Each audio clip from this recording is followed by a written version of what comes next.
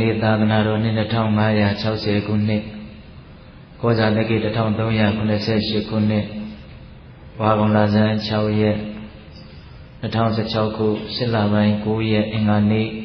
ညချမ်းခါကာလမှာစင်ကာပူနိုင်ငံမိုးကုတ်ဝိပဿနာတရားစဉ်နဲ့လုပ်ငန်းစဉ်ပြန်ပွားရေးဤပအဖွဲ့ခွဲအမှတ်1သစ္စာပါရမီဓမ္မရိပ်သာမှကြီးမှုပြီးတော့ဆင်ရင်ကျင်းပကြတဲ့303ကြိမ်မြောက်တနေ့တာဝိပဿနာလုပ်ပေးတရားစခန်းဓမ္မဒါနအထိမ်းအမှတ်ဒီနေ့နောက်ဆုံးနေ့နောက်ဆုံးအကြိမ်ပေါ့နော်အတော်ဦးဇင်းတို့ပေးသက်ပေါင်းသူတော်ကောင်းတို့ကိုဒီကနေ့ဦးဇင်းတို့ဘာတရားဟောမလဲဆိုလို့ရှိရင်တန်ရုပ်ပါဠိတော်များမှာလာရှိတဲ့တရားဒေသနာတော်များကိုအခြေခံပြီးတော့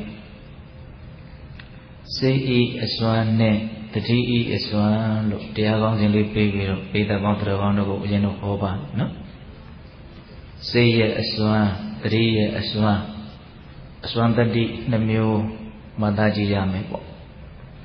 စိတ်မှာလည်းပဲအလွန်အားကြီးတဲ့စွမ်းရည်တတိရှိတယ်အဲ့လိုပဲတတိမှာလည်းပဲအလွန်အားကြီးတဲ့စွမ်းရည်တတိရှိပါတယ်အစွမ်းတတိရှိတာတွေကိုအစွမ်းတတိရှိတယ်လို့ပထမနားလည်ဖို့လိုတယ်ပြီးရင်အဲ့ဒီအစွမ်းတတိရှိတဲ့တရားတွေကိုဘယ်လိုအသုံးချမလဲဆိုတာကိုလည်းနားလည်ရမယ်ပေါ့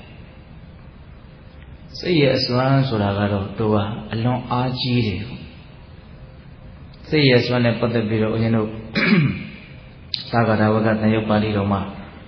မြတ်စွာဘုရားဟောတော်မူခဲ့တဲ့ဂါထာတော်လေးတစ်ခုရှိတယ်အဲ့ဒီမှာဗာပြောထားလဲဆိုတော့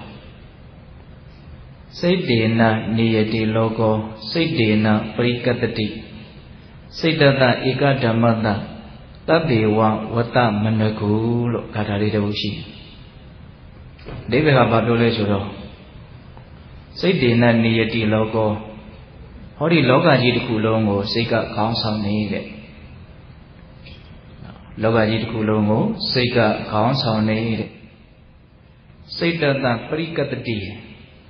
လောကကြီးတစ်ခုလုံးဟာစိတ်ဆွဲငင်ရာနောက်ကိုလိုက်နေရတယ်တဲ့စိတ်ကခေါင်းဆောင်နေဆိုတာထက်စိတ်ဆွဲရာနောက်ကိုလောကကြီးတစ်ခုလုံးတတ္တဝါတွေအလုံးလိုက်နေရတယ်ဆိုတဲ့စကားလေးကပို့ပြီးတော့နားလည်စေမယ်လို့ထင်တယ်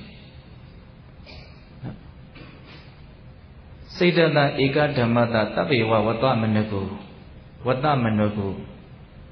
ဧကဓမ္မတတခုသောတရားလို့ဆိုတဲ့စိတ်တတစိတ်ရဲ့ဝတ္တအလိုကိုတဗ္ဗေဝအလုံးစုံသောဟောဒီလောကကြီးဟာအနကုလိုက်နေရတယ်တဲ့နော်စိတ်ရဲ့အလိုပဲတတ္တဝါတွေဟာလိုက်နေရတယ်တဲ့အဲ့မှာစိတ်ရဲ့အစွမ်းတတိကိုဒီပါဠိတော်ထဲမှာစိတ်တေနပရိကတတိဆိုတဲ့စကားလုံးထဲမှာအထင်ရှားတွေ့ရတယ်စိတ်ဆွဲရာနောက်ကိုတတ္တဝါတွေဟာလိုက်ရတယ်ဆွဲတာမဟုတ်နော်ဆွဲတာစိတ်ဆွဲငင်ရာနောက်ကိုတတ္တဝါတွေဟာနောက်ကနေလိုက်နေရတယ်စိတ်ကဘယ်နေရာကိုဆွဲသွားတော့တတ္တဝါတွေကို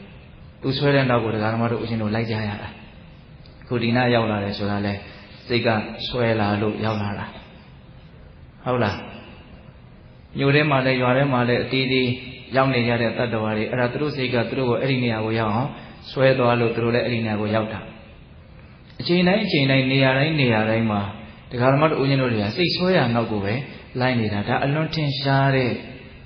နော်အနေအထားတစ်ခုအဲ့ဒါလိုပဲဦးဇင်းတို့ကြည်ကြပြန့်ပြန့်စိတ်ဆွဲရနောက်ကိုတတ္တဝါတွေလိုက်ရတယ်ဆိုတာလေးကိုကြည်ကြပြန့်ပြန့်စဉ်းစားကြည့်ဖို့လိုတယ်အခုအပယ်လေးပုံမှာရောက်နေကြတဲ့တတ္တဝါတွေသူတို့လည်းပဲစိတ်ဆွဲရနောက်ကိုလိုက်သွားတာလိုက်ချင်လုံးလာကြည့်ရလို့တော့ဟုတ်မှမထင်ပါဒါပေမဲ့သူတို့ကိုဘလို့စိတ်ကဆွဲသွားလဲအဲ့ဒီအနေအထားအဲ့ဒီအခြေအနေလေးမှာ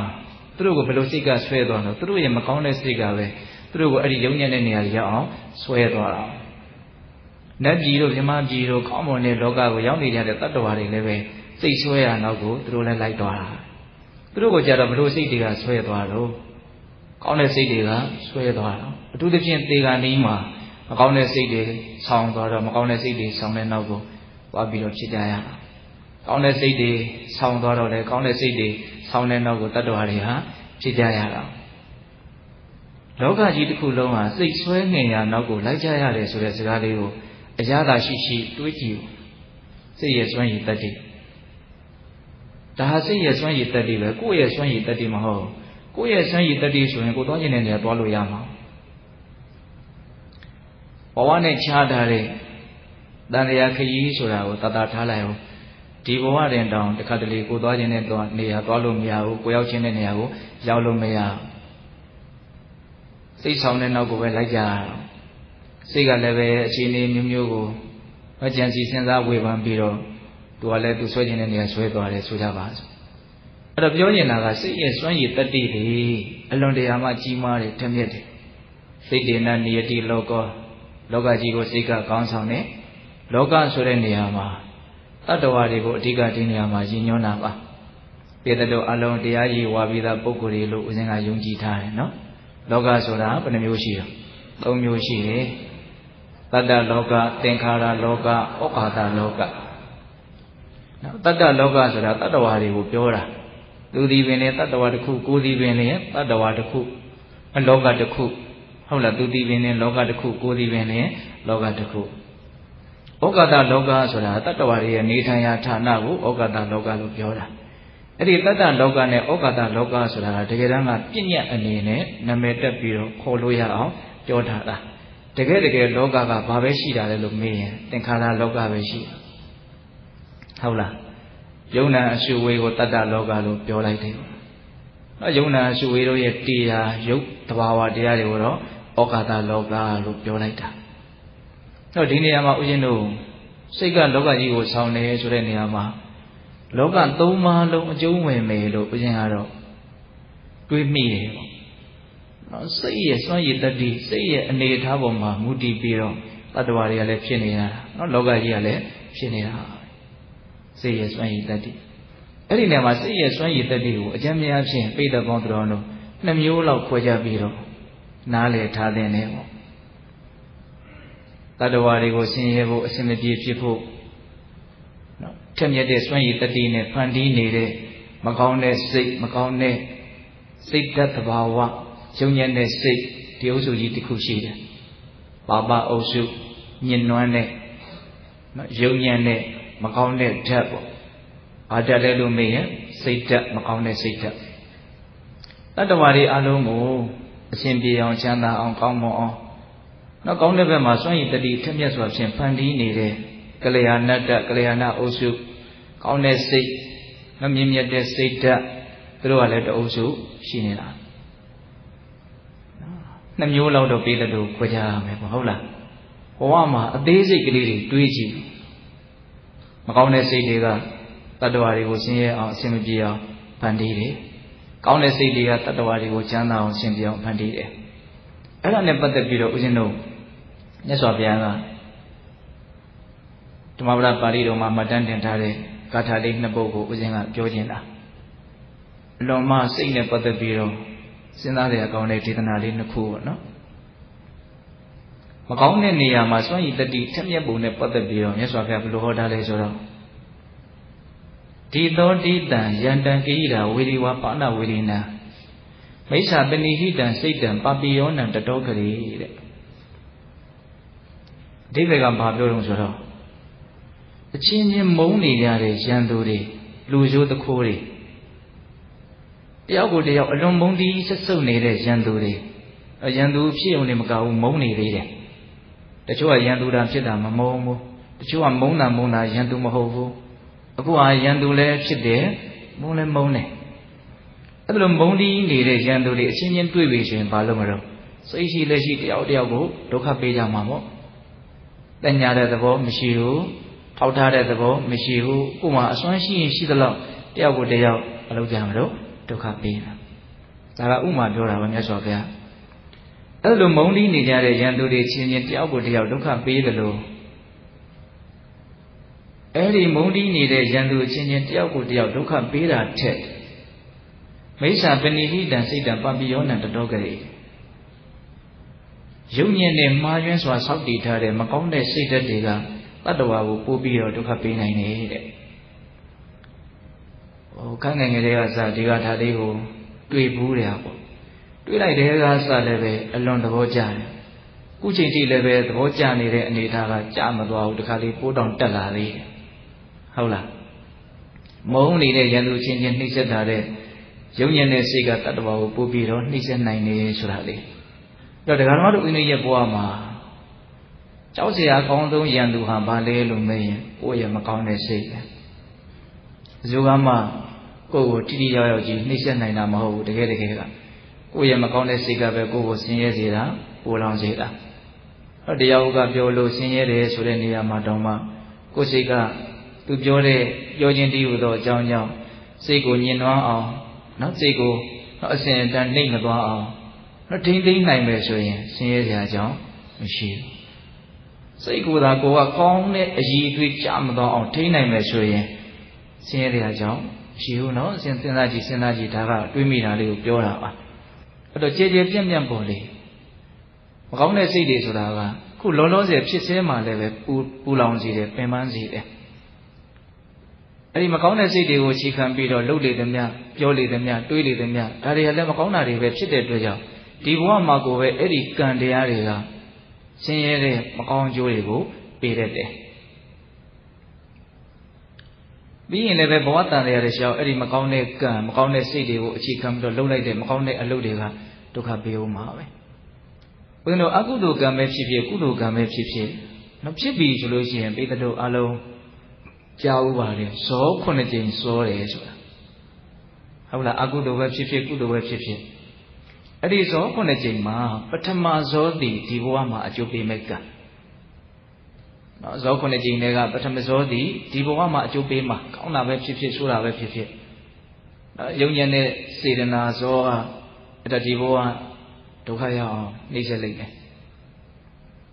နောက်ဆုံးတတ္တမဇောကတော့ဒုတိယဘဝမှာအကျိုးပေးမယ်တဲ့ဥပပိစ္ဆဝေဒနိယကံလို့စားတော့သုံးတာပေါ့နော်ပထမဇောကိုတော့ဒိဋ္ဌဓမ္မဝေဒနိယကံနောက်အလယ်ဇော၅ချက်ဆိုတာကတော့တတိယဘဝကနေနိဗ္ဗာန်မရမချင်းကျိုးပေးမယ်တဲ့ဇော9ကြိမ်မှာအဲ့ဒါလိုခွဲတန်းလေးချပြီးတော့မြတ်စွာဘုရားရဲ့ကျေးဇူးတော်ကြောင့်တရားဓမ္မတို့အရှင်တို့နားလည်ခွင့်ရတော့ပထမဇောကဒီဘဝကိုကိုယ်မှစီမံလိုက်မယ်အကောင်ဆိုမျိုးမျိုးဟုတ်လားတတ္တမဇောကဒုတိယဘဝမှာကိုယ်ကိုစီမံလိုက်မယ်နော်အလယ်ဇော၅ချက်ကတတိယဘဝကနေနိဗ္ဗာန်မရမချင်းလိုက်ပြီးတော့စီမံပါကိုယ်ကိုစီမံမဲ့အရာကိုကိုယ်တိုင်ပဲဖန်တီးတာဟုတ်လားဒါကြောင့်ကိုယ်ကိုအစင်းရဲအောင်အနှိမ့်ဆက်နိုင်ဆုံးအရာဒီဘာလဲလို့မေးရင်ကိုယ့်ရဲ့မကောင်းတဲ့စိတ်ရဲ့အစွမ်းကိုနားလည်တဲ့နေရာမှာအဲ့လိုမျိုးချဲ့ထွင်ပြီးတော့တွေးရနော်ဒါမကောင်းတဲ့ဘက်မှာစိတ်ရဲ့စွမ်းရည်တတ္တိနောက်ကောင်းတဲ့ဘက်မှာစိတ်ရဲ့စွမ်းရည်တတ္တိကိုကြတော့ဘယ်လိုပြောထားတော့အဲ့ဒီကာထာလေးနဲ့ရှင်းနောက်ဆက်ပြီးတော့မှတ်တမ်းတင်ထားဓမ္မပဒပါဠိတော်ထဲမှာနာဓမ္မာတပိတာကိတာအင်ညဝပိစ္ဆညာတက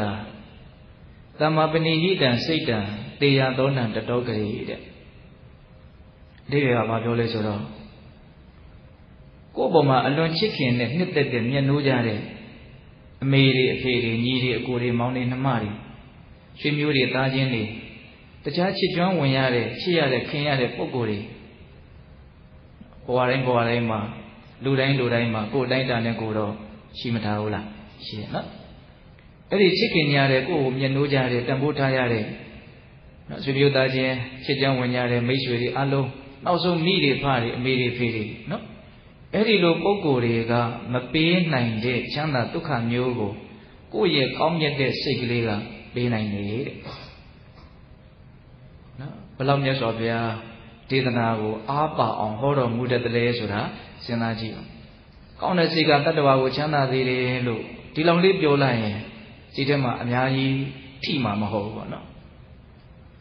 အလွန်ချစ်တဲ့မိခင်ဖခင်တွေကတော့မပေးနိုင်တဲ့ချမ်းသာမျိုးကိုကိုယ့်ရဲ့ကောင်းတဲ့စိတ်ကလေးကပေးနိုင်တယ်သူ့ဝဲပုံပြီးတော့အားကိုးကြရမှာ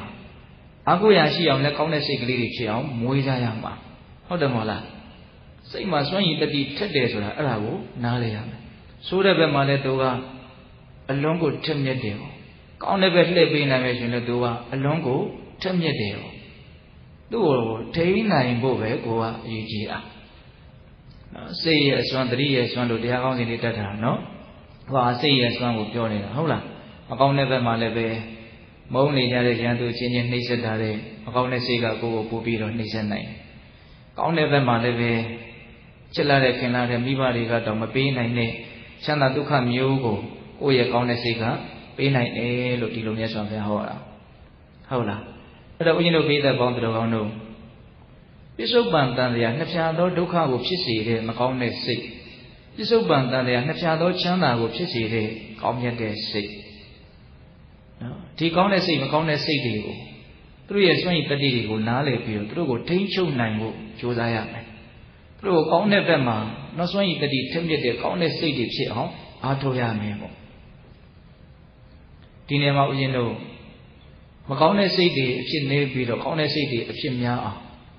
မကောင်းတဲ့စိတ်တွေဝင်ပြီးတော့ကိုယ့်ကိုမနှိမ့်ဆက်နေအောင်ကောင်းတဲ့စိတ်တွေကိုယ်တန်တန်မှာတဖွာဖွာဖြစ်ပွားစေအောင်ကိုယ်ဘယ်ပုံမနည်းကြိုးစားအထောက်ကြမလဲဆိုတဲ့အပိုင်းကိုတော့အဲ့ဒါဦးဇင်းတို့တတိရဲ့အစွမ်းဆိုတာမှဆက်ပြီးတော့ပြောပါ။နောက်စိတ်ရဲ့အစွမ်းကတော့ဒါပြောပြီးသွားပြီ။အဲ့တော့တတိရဲ့အစွမ်းကိုဆက်ပြီးတော့ပြောအောင်။တတိရဲ့အစွမ်းကနောက်အတူတူကတော့မကောင်းတဲ့စိတ်တွေကိုတဖြည်းဖြည်းနေပါသွားစေပြီးတော့ကောင်းတဲ့စိတ်တွေတဖြည်းဖြည်းနဲ့ဖြစ်ပွားလာစေလိမ့်မယ်ဆိုတာကိုပြောချင်တာဒါပေမဲ့တကယ်တတိရဲ့စွမ်းကအဲ့ဒါတော့မခါဘူးတတိရဲ့စွမ်းရည်တတိကအလွန်တရာမှကြီးလဲကြီးမားတယ်များလဲများပြားတယ်ဒါပေမဲ့အခုဒီနေရာမှာပြောချင်တာကစိတ်ရဲ့အစွမ်းနဲ့ရှင်းပြီးတော့ပြောမှဆိုတော့စွမ်းလာပါတယ်ဆိုတဲ့ထိုစိတ်ကိုပဲထိန်းနိုင်အောင်သိမ်းနိုင်အောင်နော်သူကပဲမလုပ်သွားမှာတော့ချုပ်ကင်သွားလိမ့်မယ်နောက်တတိကိုပဲစိတ်ကိုထိန်းသိမ်းဖို့သူ့ကိုအပ်ကြရမှာနော်ဒါကမှတော့ဦးဇင်းတို့တွေကအစွမ်းထက်တဲ့စိတ်ကလေးကိုကောင်းအောင်လုပ်ပေးပါလို့သူ့ကိုအပ်မှာတတိကိုအပ်မှာတတိကိုအပ်မှာတတိကလုပ်ပေးမှာဟုတ်လားအခုတရားအထုတ်တယ်ဆိုတာအဲ့ဒါစိတ်ကလေးကိုတတိတစ်ချက်ကိုအပ်လိုက်ရတဲ့သဘောပဲတနည်းအားဖြင့်လည်းပဲတတိကိုမဖြစ်ဖြစ်အောင်လုပ်ပြီးတော့ကျုပ်စိတ်ကိုခင်ဗျားထိန်းပေးပါအောင်ဆိုတဲ့သဘောမျိုးပေါ့ဒါကပုံအောင်ပြောတာနော်ဟုတ်လားအဲ့တော့ဦးဇင်းတို့ပိဋကပေါင်းတော်ကောင်းတို့ဒီနေရာမှာဦးဇင်းတို့ကဒေသနာလေးတွေနဲ့ညှိပြီးတော့ပြောချင်တာဘာဖြစ်လို့ဒေသနာလေးတွေပါဠိလေးတွေထည့်ရတော့ဆိုတော့ဘုန်းကြီးကသူထင်ရမြင်ရတွေရှောက်ပြီးတော့ပြောနေတာမဟုတ်ဘူးဟဲ့မြတ်စွာဘုရားဟောပြတာကိုတရှင်ပြောပြနေတာဟဲ့ဆိုတဲ့ယုံကြည်မှုထက်သန်အောင်လို့တကယ်လည်းဟုတ်တယ်လေဒါဘုန်းတို့ညံစွမ်းနဲ့ပြောတာတော့တလုံးမှမပါဘူးဒါလေးဦးဇင်းကအောင်းမိတယ်ဟိုတုန်းကဥပမာပါကက်ဆက်ကြီးတစ်လုံးဆိုရင်ထဲတဲ့ကိုယ်ထွက်လာထဲတဲ့ကိုယ်ထည့်ထားတဲ့အတိုင်းကိုယ်ရဲ့ရှိတဲ့အတန်ထွက်လာတာပဲလေဟုတ်တယ်မဟုတ်လားကက်ဆက်ကြီးကဘလို့ထွက်မယ်ညာလို့ထွက်မယ်လို့သူကဝေဘာနာပိုင်းခြားတာသူ့ရဲ့စွမ်းတကယ်တော့သူကတော့အတန်ထွက်အောင်လုပ်လိုက်တာအဲ့တော့ဦးဇင်းတို့ကတော့အတန်ထွက်အောင်လုပ်တာတော့ပဲရှိတာအဲ့ထဲထဲမှာဒါမြတ်စွာဘုရားဟောထားတဲ့ဒေသနာကိုထည့်လိုက်တော့အဲ့ဒါထွက်လာတာပဲဟုတ်လားအဲ့တော့ခုပြောနေတာတွေကဘုရားရဲ့စွမ်းလဲလို့မေးရင်မြတ်စွာဘုရားရဲ့စွမ်းဟုတ်ရဲ့လားအဲ့တော့ဘာပြောချင်တာတုံးဆိုတော့တတိတိမကောင်းတဲ့စိတ်တွေကိုတားမြစ်နိုင်တယ်အကုသိုလ်စိတ်တွေကိုတားမြစ်နိုင်တယ်ဒါလေးကိုပြောချင်တာမကောင်းတဲ့စိတ်ကိုထိန်းချုပ်ပြီးတော့ကောင်းတဲ့စိတ်တွေကိုဖွင့်ဖြိုးစေမယ်များပြားစေမယ်တိုးတက်စေမယ်အဲ့ဒီအချိန်မှာမကောင်းတဲ့စိတ်ကိုဘယ်လိုထိန်းချုပ်သလဲဆိုတာလေးကိုမြတ်စွာဘုရားဥမာပေးတာမိမိခန္ဓာမှာထင်ရှားဖြစ်ပေါ်နေတဲ့ယုံနာတဘာဝတရားတွေရဲ့ပုံမှာဖြစ်တိုင်းဖြစ်တိုင်းမှန်မှန်ကန်ကန်အောက်မေ့အမှတ်ရနေတဲ့တတိကလေးတစ်ချက်ထားလိုက်တိုင်းအဲ့ဒီတတိကမကောင်းတဲ့စိတ်ကိုဘယ်လိုထိန်းချုပ်သွားသလဲဘယ်လိုတားမြစ်ထားသလဲဘယ်လိုတားဆီးထားသလဲဘယ်လိုနှိပ်ကွပ်ထားသလဲဆိုတာလေအဲ့ဒါမြတ်စွာဘုရားကတော့ပုံပေါ်ဥမာလေးပေးလို့ပြောတာတေယထာပိဘိက္ခဝေဂိမာနံပစ္စည်းမေမာတိဥဟတံရဇောဇာနတမေနမဟာအာကာလမေကောဌာနသောအန္တရတပိတိဥပသမိတိဥပမာပေးတာယဟန်တို့တဲ့နွေကာလရဲ့နောက်ဆုံးလမှာကောင်းငယ်မှာမြူတွေဆိုင်နေတာရှိတယ်တဲ့နေကတိတ်ပူခဲ့တာဆိုတော့အကုန်လုံး6တရားအောင်ပြီးတော့မြူမုံတွေကထားနော်လေတွေကလည်းတိုက်တယ်6တွေ့နေတာဆိုတော့မြူမုံတွေထိုင်တော့ကောင်းငယ်မှာနီးပြေးပြီးဖြစ်နေတာပိတ္တတို့ကြုံမှုတယ်နော်အဲ့လိုလေကာလရဲ့နောက်ဆုံးလမှာဆိုင်နေတဲ့မြူတွေအဲ့လိုမြူတွေဆိုင်နေတော့မှာပဲရုတ်တရက်မဟာအကာလမေကောတဲ့နော်အခါမဲ့မူကြီးအကြီးဘုံတိုင်းနဲ့ရွာချလိုက်တယ်အဲ့လိုရွာလိုက်တာနဲ့ဒီပိုင်းနဲ့ဖြစ်သွားတော့ဌာနသောအန္တရဓာပိတိဥပသမိတိတဲ့စောစောကဆိုင်နေတဲ့မြူတွေဖုံတွေအကုန်လုံးဟာတခဏချင်းပဲကြောက်သွားတယ်အခါမဲ့မူကြီးကဘာလို့ပြတာဖယ်ရှားပလိုက်တာ ကောင်းမဲ့တစ်ခုလုံးမိုးကြီးလဲရွာပြီးပြီလဲဆိုတော့ကြည်လင်တန့်ရှင်းပြီးတော့စောစောကတစ်ပင်တွေပေါ်မှာအိမ်ခေါင်မိုးတွေပေါ်မှာတင်းနေတဲ့မြူတွေအမြစ်ကြီးတွေလည်းအကုန်လုံးပြောင်းရှင်းပြီးတော့လောကကြီးတန့်ရှင်းကြည်လင်သွားတယ်ဘယ်သူရဲ့အစွမ်းလုံးဆိုတော့အခါမဲ့မိုးကြီးရဲ့အစွမ်းအောင်အဲ့ဒါလိုပဲတဲ့ဧဝမေဝခောဘိက္ခွေဘိက္ခုစတုတုတတိပဋ္ဌာနေတုတတိပဋ္ဌာန်တရား၄ပါးကိုပွားများမယ်ဆိုလို့ရှိရင်အားထုတ်မယ်ဆိုလို့ရှိရင်ဒီနေရာဖြင့်တတိထားနေတဲ့မုံမြတ်တဲ့အလေးကျင့်ကိုကြိုးစားနေမယ်ဆိုလို့ရှိရင်ဘာပဲဖြစ်ဖြစ်တိနေမယ်ဆိုလို့ရှိရင်ဟုတ်လားအဲ့ဒီပုဂ္ဂိုလ်ကလည်းပဲသူ့ရဲ့အစ္ဆဒအတွင်းတန်တမှာဆိုင်းနေတဲ့မြူတွေလို့ဆိုတဲ့မကောင်းတဲ့ကိလေသာစိတ်တွေအကုသိုလ်စိတ်တွေယုံညံ့တဲ့စိတ်တွေဒါတွေကိုဌာနသောအနတ္တပိတိဥပသမိတိတခဏချင်းပဲသူကလည်းပဲဖယ်ရှားပြလိုက်မယ်တဲ့ဘယ်သူကဖယ်မှာတော့ဆိုတော့တတိယပဲဖယ်လိုက်ပါတတိထားလိုက်တာနဲ့မဖြစ်နေတာလည်းတောက်လျှောက်ရက်ပဲဆက်မဖြစ်တော့နဲ့မကောင်းတဲ့စိတ်တွေကိုပြောတာနော်မကောင်းတဲ့စိတ်တွေဖြစ်နေရင်လည်းတောက်လျှောက်ရက်မယ်တတိဝင်လာတာနဲ့နောက်ထပ်လည်းပဲတတိရှိနေတဲ့အချိန်တိုင်းမှာဘယ်အကုသိုလ်စိတ်တကမှဒီလိုဝင်ပြီးတော့နှိမ့်ဆက်ဖို့အခွင့်အရေးမရှိဘူးနော်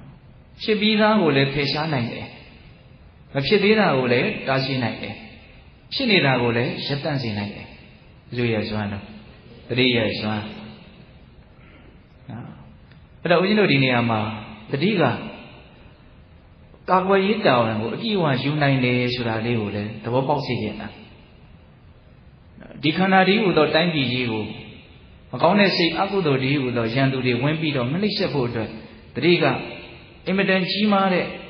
လုံခြုံတဲ့စိတ်ချရတဲ့ကာကွယ်ရေးတက်ကြီးတယ်ဘယ်သူမှလာပြီးတော့မနှိမ့်ဆက်နေဆိုတဲ့သဘောနော်ဒါကြောင့်မြတ်စွာဘုရားကတတိကိုအာရခတရားလို့ခေါ်တာလည်းရှိတယ်အာရခဆိုတာအဆောင်အရှောက်လို့အဓိပ္ပာယ်ရတယ်ဘုရင်တို့အင်္ဂုတ္တပါဠိတော်စတုကနိပတ်ထဲမှာအာရခသုတ်တံဆိုတဲ့သုတ်တံလေးတစ်ခုဟောထားတာရှိတယ်လွန်ကောင်းပါတယ်အဲ့ဒီမှာတတိကဘလို့ကာကွယ်ဆောင်ရှောက်တာတော့တတိကိုဘလို့ရည်ရွယ်ချက်နဲ့ကိုယ်တန်တမှာရှိအောင်လုပ်ရမှာတော့အဲ့ဒါလေးကိုမြတ်စွာဘုရားသင်ပေးထားတာရှိတယ်နောက်တတိထားတဲ့နေရာမှာဘလို့ရည်ရွယ်ချက်နဲ့တတိထားမှာတော့တတိကဘလို့စွမ်းတာတော့သူ့ကိုဘလို့အသုံးချမှာတော့ဟုတ်လားအဲ့ဒီမှာမြတ်စွာဘုရားဘလို့ဟောလဲဆိုတော့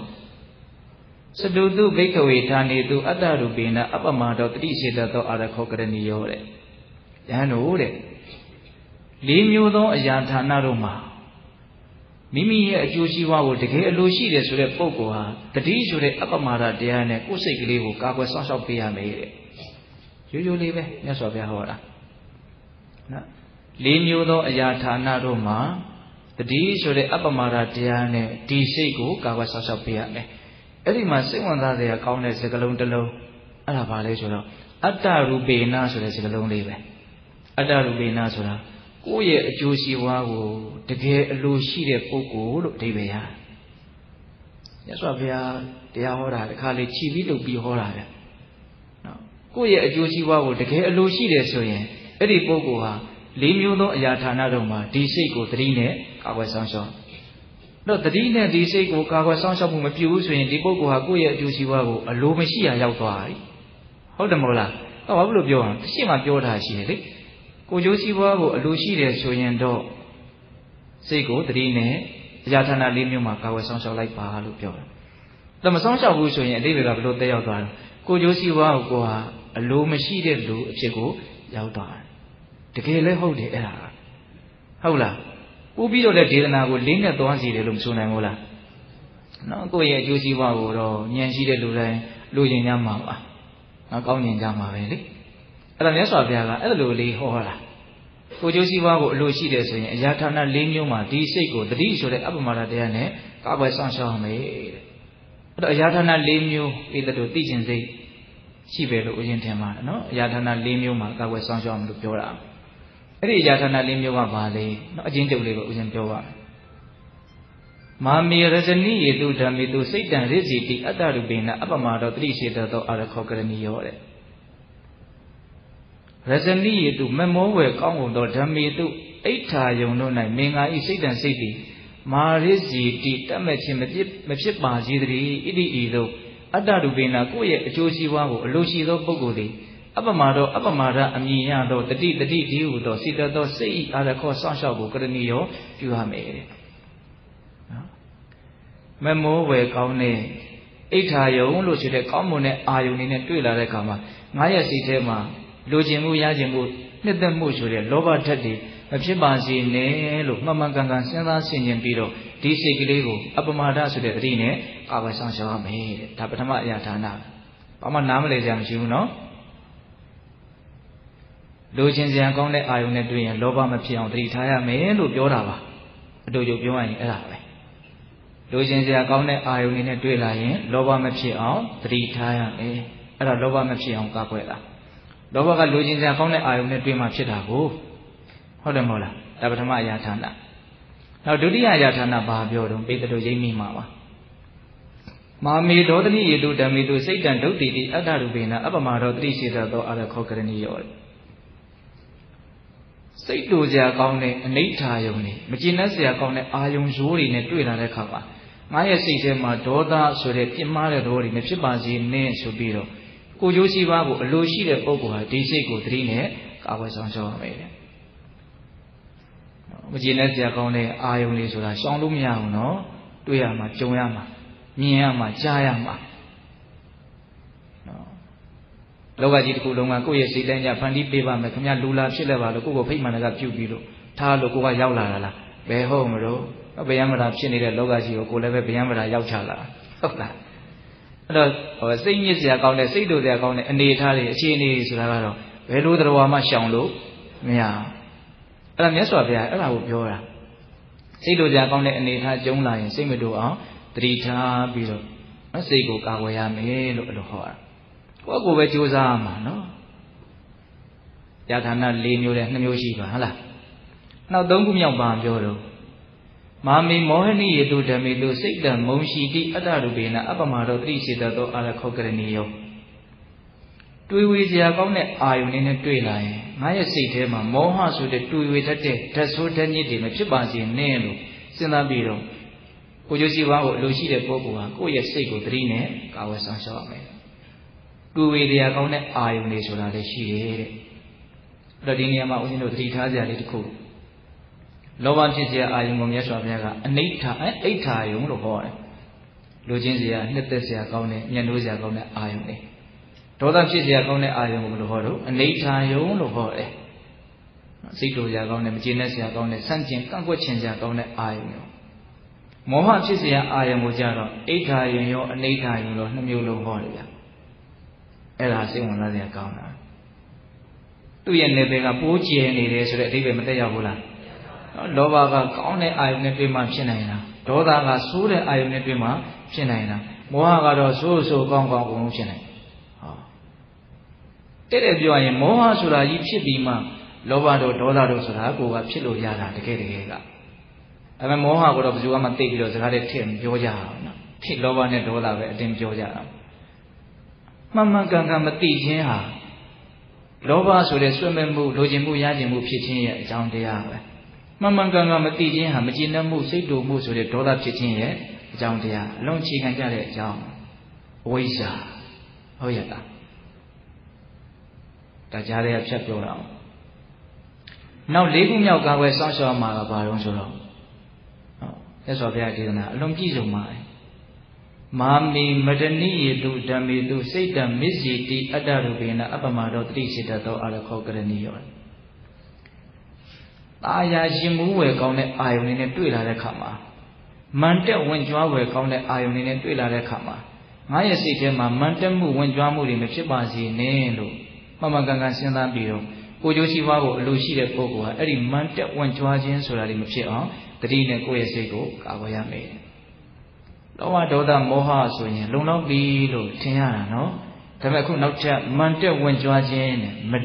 ဆိုတဲ့စကားလုံးလေးသုံးပြီးဟောတယ်မာနလို့သုံးတာတော့မဟုတ်မဒလို့သုံးမဒဆိုတာမန်တက်ဝင်ကြွားတာအခြေအနေကောင်းလေးတွေကိုဖြစ်ချင်တာလေးတွေဖြစ်တယ်လှုပ်တိုင်းအောင်မြင်တယ်အဲ့ဒီလိုအနေအထားမျိုးလေးတွေမှာတတ္တဝါဟာဘာဖြစ်တာမန်တက်လာတယ်ဝင်ကြွားတယ်ငါတော်တော်ဟုတ်တယ်ဒီတိုင်းနဲ့ထဲမှာပဲဒီပြုံတွေတော်တော်မဟုတ်ဘူးဒီလိုမျိုးဖြစ်လာတယ်နော်အဲ့ဒါလည်းအန္တရာယ်ရှိတဲ့အနေအထားတစ်ခုပေါ့မန်တက်မှုဝင်ကြွားမှုဆိုတာဒါကြောင့်ပိဋကပေါင်းတော်ကောင်းတို့ဘဝမှာနော်အခြေအနေအမျိုးမျိုးကဒီစိတ်ကိုနော်စွစွဝါဖြစ်အောင်ဖန်တီးတဲ့အပိုင်းတွေမရှိဘူးလား ရှိတယ်ဒါကိုနားလည်ရမှာအဲ့တော့ဒီနေရာမှာတခုစဉ်းစားရရှိတာကပတ်ဝန်းကျင်အခြေအနေတွေကတော့ဒါမျိုးမျိုးတွေ့ရမှာကြုံရမှာအဲ့ဒါကဘလို့တွေ့ကျင်တာလားဘလို့ကြုံကျင်တာပါလို့ကိုပိုင်နဲ့နိုင်တဲ့နယ်ပယ်မဟုတ်တွေ့ကျင်တွေ့မယ်ကြုံကျင်ကြုံမယ်လူကျင်စရာကောင်းတဲ့အာယုန်တွေကလည်းတွေ့မှာပဲမကျင်တဲ့စရာကောင်းတဲ့အာယုန်တွေလည်းတွေ့မှာပဲတွေ့ဝေစရာကောင်းတဲ့အာယုန်တွေမှန်တက်စရာကောင်းတဲ့အာယုန်တွေဒါတွေကလည်းတွေ့လာမှာပဲအဲ့ဒီတွေ့လာမဲ့အပိုင်းကိုမတွေ့အောင်ဒကာဓမ္မတို့ဦးဇင်းတို့မတတ်နိုင်ဒါကိုနားလည်ဖို့လိုတယ်ကိုလိုရမှာကပါလဲဆိုဘာပဲတွေ့ကိုယ်စိတ်ထဲမှာရုပ်ညံ့တဲ့ပေါက်ပြန်တဲ့သဘောတွေမဖြစ်အောင်ပဲကြိုးစားရမှာခုလူတွေကတူကိုပေါ့နော်တွေ့လာပြီဆိုလို့ရှိရင်ကိုမကောင်းတဲ့စိတ်ဖြစ်တာကိုအဲ့ဒီခေါင်းတွေကြောင့်အဲ့ဒီအာယုန်တွေကြောင့်အဲ့ဒီဟာတွေကြောင့်ငါမှရုပ်ညံ့တဲ့စိတ်တွေဖြစ်ရတာဆိုအဲ့ဒါတွေကိုပဲထပ်ပြီးတော့အပြစ်တင်ပြီးတော့ရုပ်ညံ့တဲ့စိတ်တွေထပ်တောင်ဖြစ်လာသေးတယ်ဟုတ်တယ်မဟုတ်လားတကယ်ကြိုးစားရမှာလားအဲ့ဒါတွေကိုမတွေ့အောင်ကြိုးစားရမှာလားဘာပဲတွေ့ကိုယ့်ရဲ့စိတ်ထဲမှာရုပ်ညံ့တဲ့စိတ်တွေမဖြစ်အောင်ကြိုးစားရမှာလားအဓိကမကောင်းတဲ့စိတ်တွေမဖြစ်အောင်ပဲကြိုးစားရမှာဒါပေမဲ့တရားဆိုတာကညံ့တာတခါတလေသဘာဝကြလဲနားလည်ဖို့လိုတယ်တချို့အာယုန်တွေကြတော့ရှောင်လို့မရဘူးဆိုပေမဲ့လို့ရှောင်လို့ရတဲ့အပိုင်းလေးတွေလည်းရှိတယ်ကျွတ်တို့ယဟန်တော်တွေကိုမြတ်စွာဘုရားမြို့ထဲသွားပြီဆိုရင်4000ခန့်မြချအပ်သောမျက်လွှာရှိသည်ဖြစ်၍အန္တရဂရေရွာတွင်၌ဟုတ်လားကမိတ်တာမိသွားအံဟုတ်လားငယ်တုန်းကကျင့်ရနော်မျက်လွှာဘာလို့ခိုင်းတာ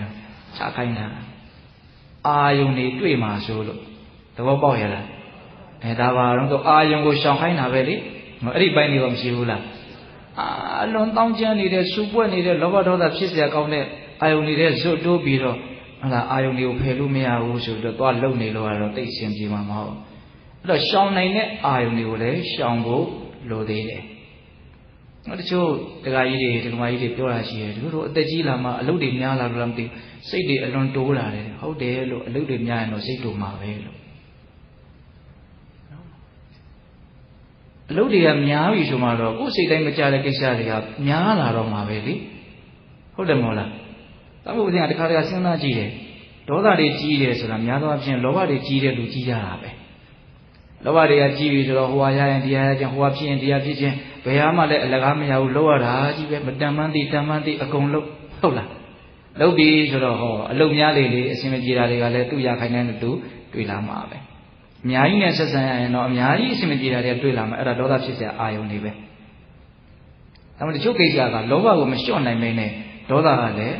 လျှော့မှာမဟုတ်ဟုတ်လားဒါကြောင့်တချို့ဟာတွေကအာယုန်တွေကိုရှောင်ဖို့လည်းကြိုးစားရတဲ့အပိုင်းရှိတယ်ဒါပေမဲ့ဘလို့ပဲရှောင်လို့မရတဲ့အနေအထားတွေကတော့ပုံမများဘူးလားများတယ်အဲ့တော့အဓိကကြိုးစားရမှာကဘလို့အာယုန်ပဲတွေ့တတိနဲ့ကိုယ့်ရဲ့စိတ်ကိုယုံညံ့တဲ့သဘောတွေဖြစ်မလာအောင်ကာကွယ်ဆောင်ရှောက်မှာကအဓိကကြတဲ့နော်တကယ်လက်တွေ့ကြလုပ်ရမယ့်အပိုင်းပေါ့ဟုတ်တယ်မဟုတ်လားဒါကြောင့်အရင်တို့ပိဋကပေါင်းတော်ကောင်းတို့ယုံညံ့တဲ့စိတ်တွေမဖြစ်အောင်ဘယ်သူမှစွန့်ရည်တတိရှိတယ်လို့မရင်တတိမှစွန့်ရည်တတိရှိတယ်နော်အခါမဲ့မိုးကြီးပြီးစိုင်းနေတဲ့မြူတွေကိုတခဏချင်းဖယ်ရှားပြစ်တယ်လို့တတိထားလိုက်တာနဲ့တတိဝင်လာတာနဲ့ယုံညံ့တာတွေကပျောက်သွားအောင်နောက်ထပ်လည်းအစ်ဝင်လာတတိရှိနေသေးသမျှဝင်လာလို့မရအောင်ဒါလေးကိုလက်တွေ့ကြနားလည်ရနော်နောက်တစ်ချက်ဦးဇင်းတို့ကပြောခြင်းတော့တတိဒီမကောင်းတာတွေမဖြစ်အောင်တားမြစ်တဲ့အစွမ်းတတ္တိတွေရှိတာလားဆိုတော့မဟုတ်ဘူးကောင်းတာတွေဖြစ်အောင်လည်းပဲဆောင်ရွက်ပေးနိုင်တဲ့စွမ်းရည်တတ္တိလည်းရှိနေတယ်အဲ့ဒါနဲ့ပတ်သက်ပြီးတော့မြတ်စွာဘုရားအဲ့ဒီတတိပဌာနာတန်ရုပ်ထဲမှာအာကာသတုတ်တံဆိုတော့တုတ်တံလေးတခုဟောထားတာရှိတယ်။ဘာပြောထားတော့ဆိုတော့အထက်မိုးကောင်းပြင်မှာလေမျိုးစုံတိုက်တည်တဲ့အရှိလေနောက်လေတောင်လေမြောက်လေလေချမ်းလေနှုတ်လေဘူးလေအေးမျိုးမျိုးတိုက်တယ်။အဲ့ဒီဥမာတိုင်းပဲတဲ့တတိပဌာန်တရားကိုပွားများနေတဲ့ပုဂ္ဂိုလ်ရဲ့တန်တာမှာသမဗ္ဗံတရား၄ပါးဣတိပတ်၄ပါးဣန္ဒြေ၅ပါးဘုံ၅ပါးဘုဇင်9ပါးမဂ်ကင်10ပါးလို့ဆိုတဲ့တတိပဌာန်တရား၄ပါးပါထည့်လိုက်မယ်ဆိုလို့ရှိရင်ဘောဓိပက္ခိယတရား30နဲ့9ပါးအဲ့ဒီကောင်းမြတ်တဲ့သူတော်ကောင်းတရားတွေကောင်းမြတ်တဲ့စိတ်အည်အသွေးရှိတဲ့စိတ်လို့ဆိုတဲ့ဒီကောင်းမြတ်တဲ့သဘောတဘာဝတွေဟာဖြစ်ပေါ်လာတယ်အထက်မိုးကောင်းငင်မှာလေမျိုးစုံတိုက်တယ်လို့တတိထားနေတဲ့ပုဂ္ဂိုလ်ရဲ့တဏ္ဍာမှာကောင်းတဲ့ဓာတ်မျိုးစုံဖြစ်လာတယ်ကောင်းတဲ့စိတ်ဓာတ်မျိုးစုံဖြစ်လာတယ် အဲ့ဒီဗောဓိပက္ခယတရား39ပါးကိုပဲသာသနာတော်ရဲ့ယရနာတွေလို့မြတ်စွာဘုရားဟောတာသာသနာတော်မြတ်ကြီးရဲ့ယရနာတွေဟာအဲ့ဒီဗောဓိပက္ခယတရား39ပါးပဲအဲ့ဒီလောက်မြင့်မြတ်တဲ့ဓာတ်တဘာဝတွေကိုတောင်တတိဟာမလုပ်နိုင်တော့ဖြစ်ပွားစေတယ်။ဒါကြောင့်တတိကိုတရားဓမ္မတို့ဦးဇင်းတို့ဟာပုံပြီးတော့မလုပ်လိုက်ဖို့လို့တော့အားကိုးလိုက်ဖို့လို့တယ်။နော်မကောင်းတဲ့စိတ်မဖြစ်အောင်လည်းပဲသူ့ကိုတာဝန်ပေးရမှာ။ကောင်းတဲ့စိတ်တွေဖြစ်အောင်လည်းပဲသူ့ကိုတာဝန်ပေးရမှာ။တာဝန်ပေးရတယ်ဆိုတာသူဖြစ်အောင်ကိုကြိုးစားရမှာကိုပြောတာ။နောက်တတိလေးသာရှိနေလိုက်သူကသူ့တာဝန်သူဆောင်ရွက်သွားမှာပဲ။ဟုတ်တယ်မဟုတ်လား။ကိုကတတိဖြစ်အောင်လုပ်ရမယ့်တာဝန်အကုသိုလ်မဖြစ်အောင်ကုသိုလ်ဖြစ်အောင်မကောင်းတဲ့စိတ်တွေမဖြစ်အောင်ကောင်းတဲ့စိတ်တွေဖြစ်အောင်လုပ်ရမယ့်အလုပ်ကိုတော့သူကတာဝန်ယူသွားမှာဟုတ်တယ်မဟုတ်လားကိုတာဝန်ကတော့ဘာလို့အောင်တတိဖြစ်အောင်လုပ်ရမယ့်တာဝန်မကောင်းတာတွေမဖြစ်အောင်ကောင်းတာတွေဖြစ်အောင်ကြတော့ဘယ်သူကလုပ်တော့အဲ့ဒီတတိကပဲလုပ်သွားပါနော်တတိရဲ့စွမ်းရည်တတိတော့တရားကောင်းစဉ်ဘယ်လိုပေးထားစိတ်ရဲ့အစွမ်းနဲ့တတိဤအစွမ်းနော်စိတ်ဤအစွမ်းနဲ့တတိဤအစွမ်းဟုတ်ရဲ့လားအဲ့တော့ဦးဇင်းတို့ဒီနေရာမှာတတိကိုမြတ်စွာဘုရားကအပ္ပမဒါဆိုတဲ့နာမည်လေးသုံးပြီးတော့ဟောတာကောမရှိဘူးလားနေတိုင်းဟောတာဟုတ်တယ်မဟုတ်လားအပ္ပမဒေနသံပါတိထတတိဆိုတော့အပ္ပမဒါတရားနဲ့သူတော်ကောင်းတရားကိုပြည့်စုံအောင်ကြိုးစားကြရမယ်အားထုတ်ကြရမယ်ဟုတ်လားအဲ့တော့ဒီနေရာမှာအပ္ပမဒါလို့ပြောလိုက်တဲ့ခါကျတော့တတိရဲ့စွန့်ရည်တတိစီကိုပြောဖို့နေပေကပို့ပြီးတော့ပြည့်ပြန့်သွားဘာဖြစ်လို့လဲဆိုတော့ဒီအပ္ပမဒါဆိုတဲ့နာမည်လေးသုံးပြီးတော့ဟောတဲ့သုတ်တန်တွေကအလုံးကိုများအပ္ပမဒါဆိုတော့သူကကောင်းမှုတွေကိုမမေ့တဲ့သဘောမိမိခန္ဓာမှာထင်ရှားဖြစ်ပေါ်နေတဲ့သဘာဝတရားတွေကိုဖြစ်တိုင်းဖြစ်တိုင်းအောက်မေ့အမှတ်ရနေတဲ့တတိဆိုတဲ့သဘောနောက်အပ္ပမဒါဆိုတဲ့အသုံးအနှုန်းလေးနဲ့ဟောပြတဲ့ဒေသနာတွေအပ္ပမဒါရဲ့စွန့်ရည်တတိတွေဘုရင်တို့အင်္ဂနိပတ်အင်္ဂုတ္ထုထဲမှာပြောထားတာလေးတစ်ခုရှိတယ်အနုပ္ပန္နဝါကုသလဓမ္မဥပ္ပစ္စံတိဥပ္ပန္နဝါအကုသလဓမ္မပရိဟာယံတိမဖြစ်သေးတဲ့ကုသိုလ်တရားတွေကုသိုလ်စိတ်တွေဖြစ်စေတဲ့နေရာမှာဖြစ်ပြီးသားအကုသိုလ်စိတ်တွေဖြစ်ပြီးသားအကုသိုလ်ဓာတ်တွေဆုပ်ယုပ်ပျက်စီးသွားစေတဲ့နေရာမှာအပ္ပမဒါလောက်စွန့်ရည်တတိထက်မြက်တဲ့တရားဒီပြင်တရားတစ်ခုငါမမြင်ဘူးလို့မြတ်စွာဘုရားဟောအဲ့ဒီဟောပြောချက်လေးလည်းအလုံးမှတ်သားစရာကောင်းနော်မဖြစ်သေးတဲ့ကောင်းမြတ်တဲ့စိတ်ဓာတ်လို့ဆိုတဲ့ကုသိုလ်တွေဖြစ်စေတဲ့နေရာမှာဖြစ်ပြီးသားအကုသိုလ်တရားတွေကိုဖယ်ရှားဖျက်ဆီးပစ်တဲ့နေရာမှာအပ္ပမဒါလောက်တတိလောက်စွမ်းရည်တတိထက်မြက်တဲ့တရားဒီမြင်မရှိဘူးတဲ့နာဟံဘိက္ခဝေအဉ္ဉံဧကဓမ္မမိတမတုပတ္တမိအဲ့ဒါလောက်စွမ်းရည်တတိထက်မြက်တဲ့တရားဒီပြင်တရားတစ်ခုငါမမြင်ဘူးလို့မြတ်စွာဘုရားဟောတာအပ္ပမဒါဟုတ်ရဲ့လားဒါကြောင့်ဦးဇင်းတို့အပ္ပမဒါနဲ့ပတ်သက်ပြီးတော့ပြောမယ်ဆိုရင်တော့ပြောစရာတဲ့ဟာကောင်းထဲမှာအစီအီထွက်လာတော့ဟောဆိုသူ့အကြောင်းကိုမြတ်စွာဘုရားအများကြီးပြောတာအများကြီးလည်းပဲဂုံတင်ပြီးတော့ချီးမွမ်းမှထုတ်ပြတယ်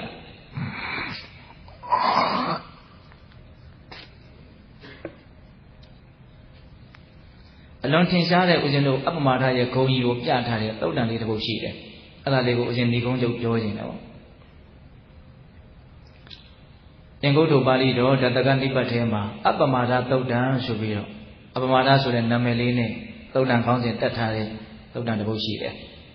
အဲ့ဒီသုတ်တံမှာမြတ်စွာဘုရားဗာပြောတော့ဆိုတော့ယဟန်တို့တဲ့ခြေမရှိတဲ့တတ္တဝါအခြေနှစ်ချောင်းရှိတဲ့တတ္တဝါအခြေလေးချောင်းရှိတဲ့တတ္တဝါအခြေများစွာရှိတဲ့တတ္တဝါဟောတတ္တဝါကိုခွဲတာကိုခြေတော့ကိုကြည့်ပြီးတော့မြတ်စွာဘုရားခွဲပြတာခြေမရှိတဲ့တတ္တဝါတဲ့ခြေနှစ်ချောင်းရှိတဲ့တတ္တဝါတဲ့ခြေလေးချောင်းရှိတဲ့တတ္တဝါခြေများစွာရှိတဲ့တတ္တဝါခြေသုံးချောင်းလို့တော့မပါဘူးနော်ရုပ်ရှိတဲ့တတ္တဝါရုပ်မရှိတဲ့တတ္တဝါတင်ညာရှိတဲ့တတ္တဝါတင်ညာမရှိတဲ့တတ္တဝါတင်ညာရှိသည်လေးမဟုတ်မရှိသည်လေးမဟုတ်တဲ့တတ္တဝါဒါတွေကတော့မြတ်စွာဘုရားရဲ့ဂုဏ်ကြီးသူကြောင့်ကြားဘူးခွင့်ရတာပေါ့နော်ရုပ်ရှိတဲ့တတ္တဝါရှိတယ်ရုပ်မရှိတဲ့တတ္တဝါလို့ရှိသေးတဲ့ကဲနော်အရူပပြမတွေရုပ်မရှိဘူးတဲ့ဟုတ်လားမမြင်ရဘူးပေါ့ရုပ်မရှိဘူးဆိုတော့မမြင်ရတိုင်းလည်းရုပ်မရှိဘူးလို့မထင်နဲ့နော်ပြိတ္တာလောကတစေတွေတဲတွေရုပ်ရှိတဲ့မြင်ရဘူးသူတို့ရဲ့ယုတ်ကကိုယ့်ရဲ့မျက်လုံးနဲ့ဖမ်းနိုင်လောက်အောင်ထိမကြမ်းထမ်းဘူးဆိုတဲ့အတိတ်ပဲ ကိုယ့်ရဲ့မျက်လုံးကသူတို့ရဲ့ရုပ်ကိုဖမ်းနိုင်လောက်အောင်ဒီအစွမ်းရည်တတိမရှိဘူးကိုမျက်လုံးကိုမြန်သိအထင်မကြီးနဲ့နော်ယောဂကိုယ်တွေအများကြီးရှိရလို့ပြောတာမဟုတ်လားသိပ္ပံပညာရှင်တွေဆေးပညာရှင်တွေမြင်ရသလား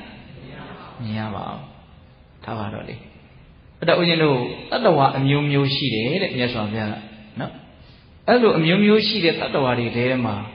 မြတ်စွာဘုရားဟာအမျက်ဆုံးဖြစ်တယ်တဲ့ဒါကဥပမာကိုပြောတာ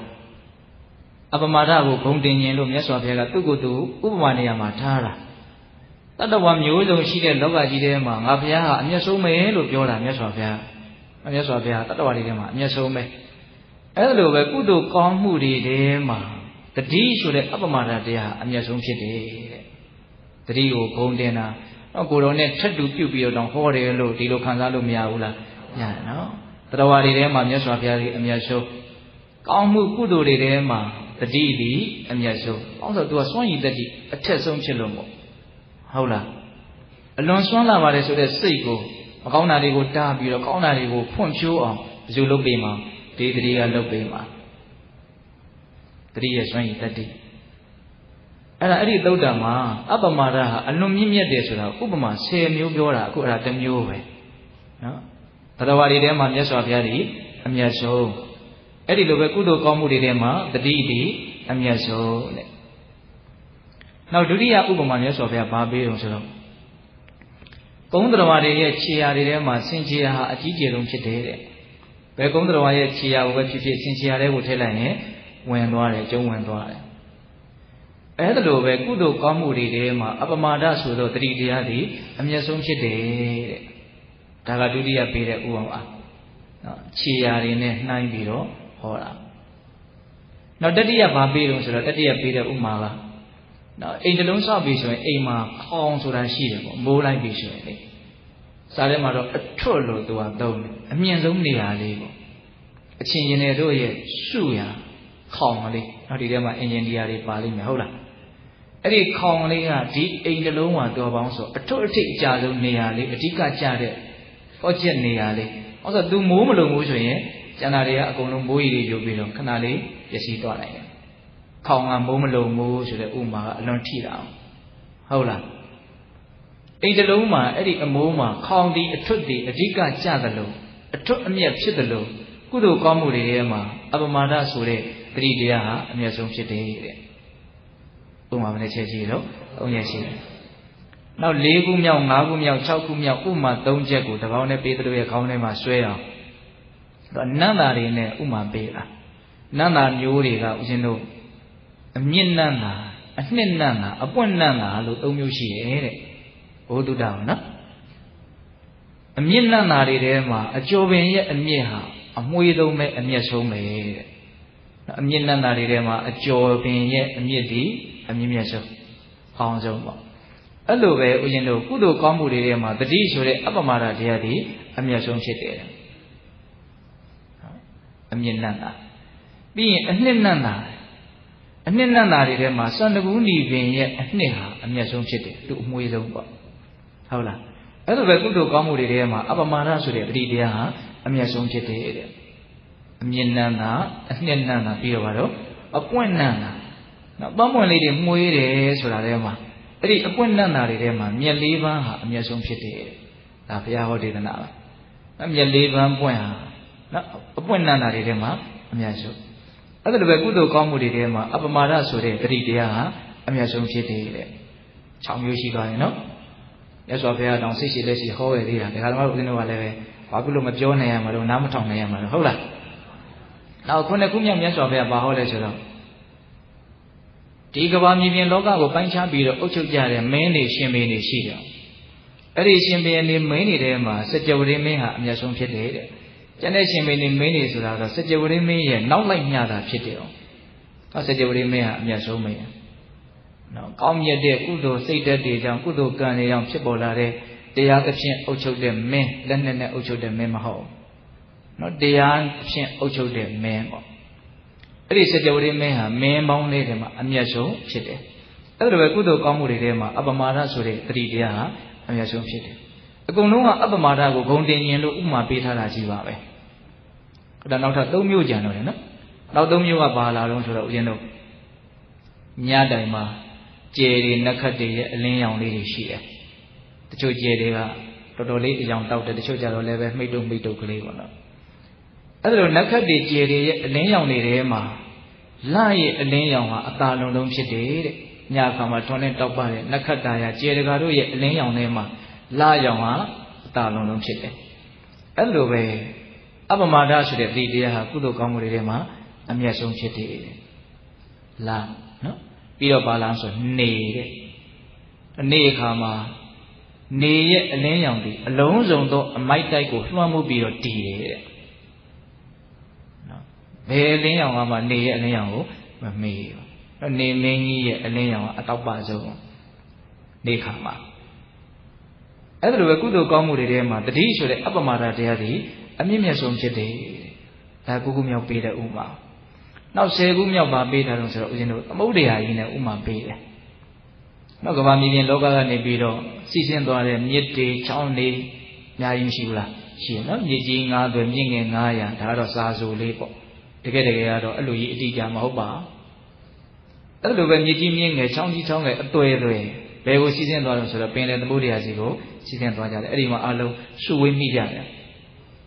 ဘယ်ရေရဲ့အစုအဝေးကမှသမုဒ္ဒရာရေရဲ့အစုအဝေးကိုမမေ့ဘူးအလုံးဒီသမုဒ္ဒရာရေကိုဥဆိုင်နေကြရတယ်ခေါင်းတိုက်နေကြရတယ်သမုဒ္ဒရာကိုရေအစုအလုံးတွေထဲမှာအမျက်ဆုံးအကြီးဆုံးလို့ဆိုရတယ်အဲ့ဒါလိုပဲကုသိုလ်ကောင်းမှုတွေထဲမှာတတိဆိုတဲ့အပမာဒတရားအမျက်ဆုံးဖြစ်တယ်တဲ့ဘာဖြစ်လို့လဲဆိုတော့ကုသိုလ်ကောင်းမှုမှန်သမျှသည်အပမာဒမှာအခြေခံရတယ်တဲ့ဟောအဲ့ဒီစကားလေးပါအဓိကကြတဲ့အဲ့ဒီစကားလေးကိုဦးဇင်းကမပြောမိဘူးနော်ကုသိုလ်ကောင်းမှုမှန်သမျှဘယ်မှာအခြေခံရအပမာဒမှာအခြေခံရတယ်ဆိုလိုတာကတတိမရှိဘဲနဲ့တတိမဖြစ်ဘဲနဲ့ကုသိုလ်မဖြစ်နိုင်ဘူးကောင်းတာမဖြစ်နိုင်ဘူးဆိုတာလေးကိုနားလည်ရမှာနော်စဉ်းစားတော့ဘယ်လောက်သူအရေးပါတယ်တော့ကြကြတော့ဟုတ်လားဒါကြောင့်ကျင်တို့ရောဆရာတော်ကြီးကဥမာလေးပေးပြီးတော့ဆောင်းပုတ်ကလေးရေးတာ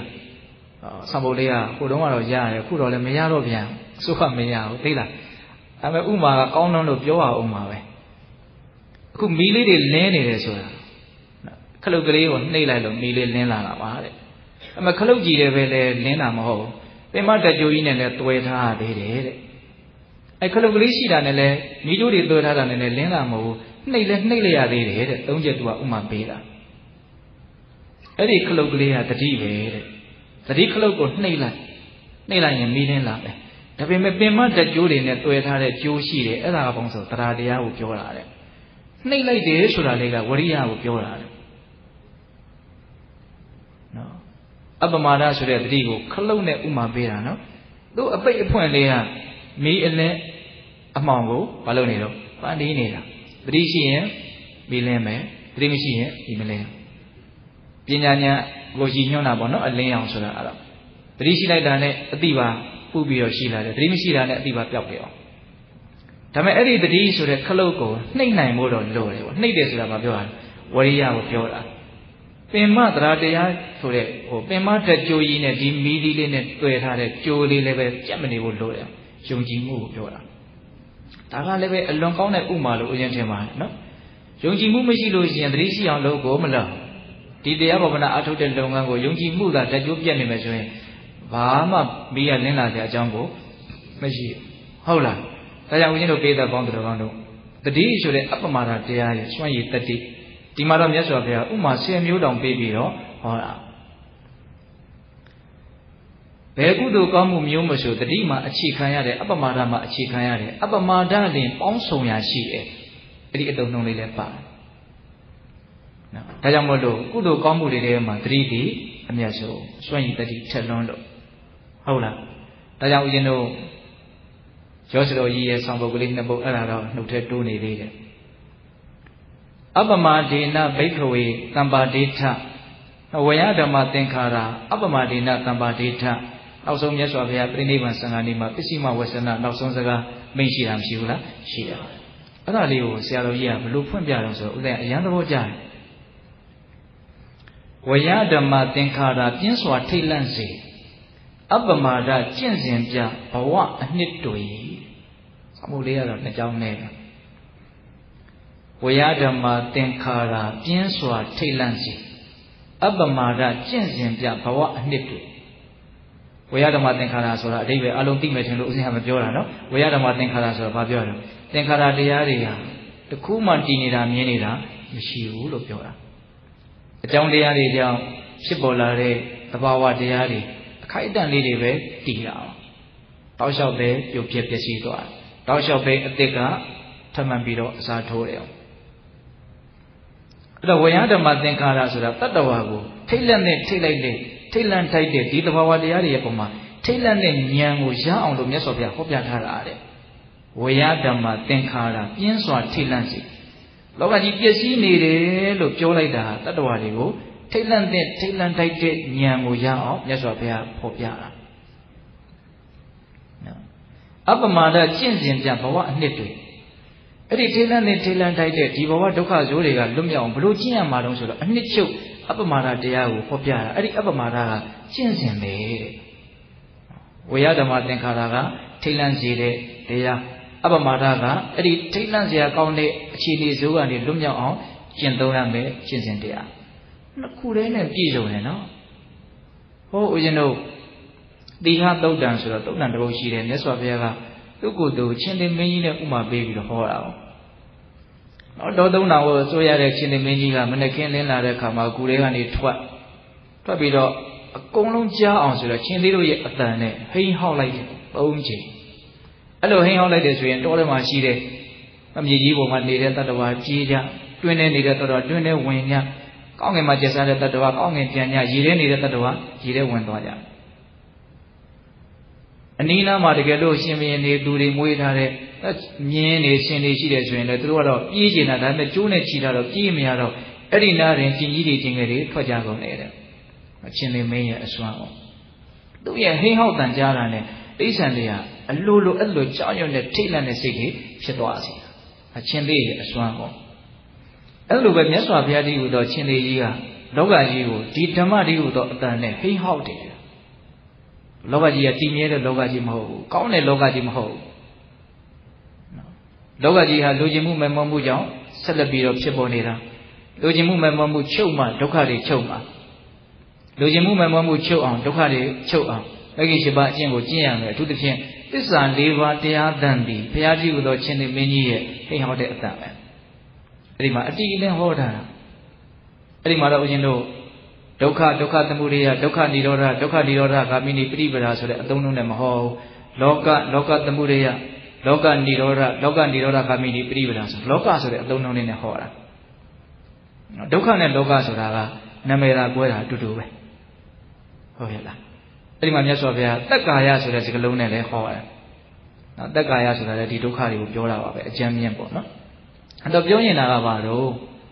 လောကကြီးရဲ့သဘောအမှန်ကိုမြတ်စွာဘုရားဖော်ပြလိုက်တဲ့စကားသံတွေဟာမလုပ်တာတော့ရှင်သေမင်းကြီးဟိန်းဟောက်လိုက်တဲ့အတန်အောင်အဲ့လိုမြတ်စွာဘုရားရဲ့တရားသံတွေကိုကြားရတဲ့အခါမှာဟိုအသက်အလွန်ရှည်ပါတယ်ဆိုတဲ့နတ်တွေမြမာတွေကတော့တို့လည်းပဲပျက်စီးတတ်တဲ့သဘာဝရှိတဲ့သူတို့အလွန်မေ့လျော့နေကြတယ်ပေါ့နော်ငါကခုဒီလိုကြားတော့တို့လည်းပဲအဲ့လိုပျက်စီးတတ်တဲ့တရားတွေမှာအကျုံးဝင်တဲ့သူတို့တောင်အပြင်းထန်ထိတ်လန့်တဲ့တုန်လှုပ်တဲ့သဘောဖြစ်တယ်တဲ့ဟုတ်လားအတော်ခက်တာကနားလဲကြားဖို့တော့လိုတယ်နဲ့တူတယ်လို့ဒါကိုစဉ်းစားမိပါလေဦးဇင်းကဒီသုတ်တန်လေးကိုကြားဖတ်ရတဲ့အခါကျတော့ဟုတ်လားနားမကြားရဘူးဆိုလို့ရှိရင်ကြောက်စရာကောင်းမှလည်းမသိဘူးเนาะထိတ်လန့်စရာကောင်းမှလည်းမသိဘူးဒီလိုပဲသွားတယ်တချို့ကြတော့လည်းပဲနားဆိုတာကဗေဒိနာကိုအဓိကရည်ညွှန်းတာမဟုတ်ပါဘူးဉာဏ်နာပေါ့နော်သိနိုင်တဲ့မြင်နိုင်တဲ့နားလည်နိုင်တဲ့သဘောပေါက်နိုင်တဲ့ဓာတ်သဘာဝလေးလည်းအခြေခံအဖြစ်ပါဖို့လိုတယ်ဟုတ်ရဲ့လားအဲ့လိုမျိုးကြားလိုက်ရပြီဆိုရင်တို့ရဲ့အခြေအနေဟာကျင့်နေတဲ့အခြေအနေမဟုတ်ဘူးဆိုတာကိုမသိနိုင်ဘူးလားသိနိုင်တယ်ဒါကြောင့်ဝေယဓမ္မသင်္ခါရပြင်းစွာထိတ်လန့်စေအပ္ပမာဒကျင့်စဉ်ပြဘဝအနှစ်တွေလို့ဆိုရရေးတာသင်္ခါရတရားတွေပျက်စီးလိမ့်မယ်ဆိုတာထိတ်လန့်စေတဲ့ဉာဏ်ကိုရဖို့အတွက်ဟောတာအမ္မာဒိနသမ္မာဒိဋ္ဌဆိုတာကအနှစ်ချုပ်အပြည့်စုံဆုံးကျင့်စဉ်ကိုပြောပြတာဒါကြောင့်ပိဿပေါင်းတော်အောင်လို့အခါအားလျော်စွာဦးဇင်းကတရားဓမ္မတွေရှိမှုပြောတာမဟုတ်ပါဘူး နည်းနည်းတောင်အံ့ဩတယ်နော်လူတွေဒီလောက်များပြီးတော့ဩလာကြရှာဘယ်သူမှအလုပ်အားတဲ့လူမရှိပါဘူးနော်အကုန်လုံးရုန်းကန်လှုပ်ရှားနေကြတဲ့လူတွေပါဟုတ်လားဒီကြားထဲကပဲဒီကိုလာပြီးတော့စုဝေးမိတယ်ဆိုတာဒီတရားဓမ္မရဲ့ပုံမှာဘယ်လောက်စိတ်ဝင်စားသလဲဆိုတာကိုပြသရမရောက်ဘူးလားတနည်းအားဖြင့်ကိုယ်ဘဝရဲ့အရေးကိုဘယ်လောက်အလေးထားလဲဆိုတာကိုလည်းပဲပြသရရောက်ပါတယ်နော်အလုံးလာကြတယ်ဆိုတာဘုန်းကြီးတို့လည်းပဲဘုန်းကြီးအားမငယ်အောင်ဟဲ့ဆိုတော့လာကြတာလဲပါခြင်းပါမယ်ပေါ့ဟုတ်လားဒါပေမဲ့အဲ့ဒါလည်းဦးဇင်းကဝမ်းသာပါတယ်မေတ္တာသဘောပေါ့ဒါပေမဲ့ကိုယ်ကြီးကိုတွေးပြီးတော့လာတာလည်းပဲအလွန်ကောင်းပါတယ်ဟုတ်တယ်မဟုတ်လားအဲ့တော့ဦးဇင်းတို့ပြေးတဲ့ပေါင်းတော့အချိန်လေးစေ့ပါပြီနော်အဲ့တော့ဒီနေ့ဒါနှုတ်ဆက်တရားပေါ့ဟုတ်လားနော်ပါတတိရဲ့တတိဤအစွမ်းနဲ့စိတ်ဤအစွမ်းနဲ့တတိဤအစွမ်းနော်အလွန်အရေးပါတဲ့တွေးစရာလေးတွေလို့ဦးဇင်းကတော့ထင်ပါတယ်ဟုတ်လားအဲ့တော့ပြောရတာလေးတွေပြန်ပြီးတော့အနှစ်ချုပ်ကြည့်မယ်နော်စိတ်ဤအစွမ်းနဲ့နော်လောကကြီးကိုစိတ်ကခေါင်းဆောင်တယ်တတ္တဝါတွေဒီဟူသောလောကကြီးသည်စိတ်ဆွဲငင်ရာနောက်ကိုလိုက်နေရတယ်စိတ်ဒီဟူသောတစ်ခုသောတရားရဲ့အလိုကိုအလုံးစုံသောတတ္တဝါတွေဟာအလိုလိုက်နေရတယ်ဒါကြောင့်စိတ်ကဆရာကြီးပဲဒါစိတ်ရဲ့စွန့်ရည်တတိတွေကိုဦးဇင်းတို့နားလည်ဖို့ကြိုးစားတဲ့နေရာမှာအချင်းချင်းဘယ်နှမျိုးနားလဲ2မျိုးလောက်တော့နားလည်ရမယ်မကောင်းတဲ့စိတ်ကောင်းတဲ့စိတ်စာလို့ပြောရရင်တော့မိစ္ဆာပဏိဟိတစိတ်သမ္မာပဏိဟိတစိတ်မကောင်းတဲ့စိတ်ကအချင်းချင်းမုန်းတီးဆက်ဆုပ်နေကြတဲ့ရန်သူတွေတယောက်ကိုတယောက်ဒုက္ခပေးတာတဲ့မကောင်းတဲ့စိတ်ကတတ္တဝါတွေကိုပို့ပြီးတော့ဒုက္ခပေးနိုင်တယ်အလွန်မေတ္တာကြီးမားလာတဲ့မိခင်ဖခင်တွေကမပေးနိုင်တဲ့ချမ်းသာဒုက္ခမျိုးကိုကောင်းတဲ့စိတ်ကပေးနိုင်တယ်ဒါလေးတွေမမေ့နဲ့နော်ကောင်းတဲ့စိတ်ရဲ့စွမ်းမကောင်းတဲ့စိတ်ရဲ့စွမ်းဒီအစွမ်းတတိထက်မြက်တဲ့ဒီစိတ်ကိုမကောင်းတာမဖြစ်အောင်ကောင်းတာဖြစ်အောင်ကိုဘလို့ကင်တွယ်မလဲသူ့ကိုဘလို့ထိန်းချုပ်မလဲဘလို့လမ်းကြောင်းတဲ့ပေးမလဲဟောဘာနဲ့ထိန်းချုပ်မလို့တတိနဲ့ထိန်းချုပ်ရမယ်တတိကနော်အစွမ်းပါတယ်ဆိုတဲ့စိတ်ထဲမှာ तू ကထပ်ပြီးတော့ဘာလုပ်နေလို့စွမ်းနေတယ်တတိကိုအားကိုးရဟုတ်လား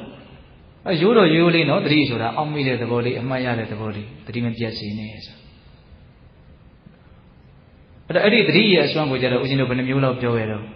နော်အကုသိုလ်မဖြစ်အောင်တားမြစ်နိုင်တယ်ကုသိုလ်ဖြစ်အောင်ဆောင်ရွက်နိုင်တယ်အကြံပြ2မျိုးပေါ့ဟုတ်လားအခါမဲရွာလိုက်တဲ့မိုးကြီးကကောင်းငင်မှာဆိုင်းနေတဲ့မြူတွေကိုဖိရှားပစ်လိုက်တဲ့လိုမျိုးတတိထားလိုက်တာနဲ့ကိုယ်စိတ်ထဲမှာဖြစ်နေတဲ့မကောင်းတဲ့ဓာတ်သဘာဝတွေဟာတခါတည်းကြောက်ပြေသွားတယ်အထက်မိုးကောင်းငင်မှာလေမျိုးစုံတိုက်တယ်လို့တတိသာထားမယ်ဆိုလို့ရှိရင်ကောင်းမြတ်တဲ့ဓာတ်သဘာဝတွေအလိုလျောက်ဖြစ်ပေါ်လာလိမ့်မယ်ဒီအဓိကကြတဲ့တော့ကြတဲ့စကားလေးတွေကိုမှတ်မိရအောင်ဟုတ်လားဒါကြောင့်အဲ့ဒီတတိကိုပဲမြတ်စွာဘုရားအပ္ပမာဒဆိုတဲ့အသုံးနှုန်းလေးနဲ့မဖြစ်သေးတဲ့ကုသိုလ်တွေကိုဖြစ်ပေါ်စေတဲ့နေရာမှာဖြစ်ပြီးသားအကုသိုလ်တွေကိုဖြစ်စည်းပြစ်နိုင်တဲ့နေရာမှာတတိလောက်အပ္ပမာဒလောက်စွန့်ရင်တတိထက်မြက်တာငါမမြင်ဘူးလို့ဒီလိုလဲဟောတာရှိတယ်